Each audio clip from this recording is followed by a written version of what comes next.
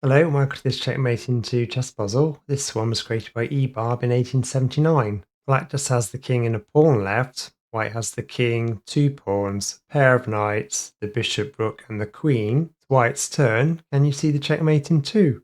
Checking the king by moving your knight to f3 isn't a mate in 2, but it is a mate in 3. Black king can take your rook. After you move your queen to h7, the king only has one square to move to, and then you can checkmate in 3 by moving your queen to f5. Moving your queen to b8 is another mate in 3, but not 2. The black king is forced to take the knight. Then you can move your king out of the way to a5. So that means the black king's forced to move to the c file. And then you can move your queen to b4 to checkmate in just 3. Moving your knight to e2 is another checkmate in 3. The black king is forced to move upwards. You can then check with the queen.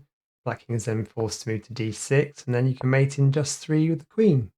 Moving your queen to e8 won't get your mate in 2 unless the black king moves to d6, because then you can move the queen in to do the checkmate in 2.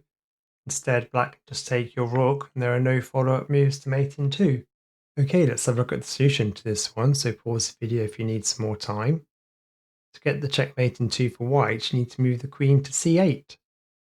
If the black king moves to f4, you can move your queen to f5 to do the checkmate in 2. If black decides to take your knight on d4 with the king, you can move your queen to c5 to do the checkmate.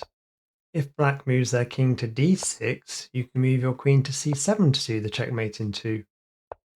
Okay, that's the end of this video. Don't forget to like and subscribe, and I'll see you again next time.